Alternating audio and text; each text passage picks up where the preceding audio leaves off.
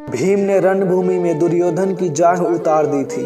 वह खून में लथपथ होकर रणभूमि पर गिरा हुआ था। बस कुछ ही समय में दम तोड़ने वाला था, लेकिन भूमि पर गिरे हुए ही उसने श्री कृष्ण की ओर देखते हुए अपने हाथ की 3 उंगलियां को बार बार उठाकर कुछ बताने का प्रयास किया। पीड़ा के कारण उसके मुंह से आवाज धीमी धीमी ही निकल रही थी। ऐसे में श्री कृष्ण उसके पास गए और कहने लगे कि क्या तुम कुछ कहना चाहते हो।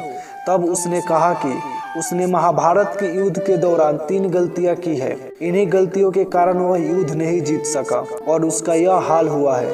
यदि वह पहले ही इन गलतियों को पहचान लेता तो आज जीत का ताज उसके सिर होता।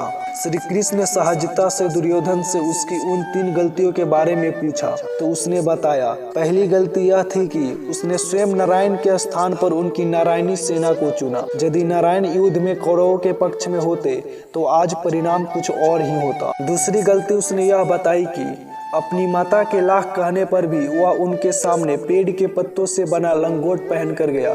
यदि वह नग्न अवस्था में जाता तो आज उसे कोई भी योद्धा परास्त नहीं कर सकता था। तीसरी और अंतिम गलती उसने की थी वो थी युद्ध में आखिर में जाने की भूल।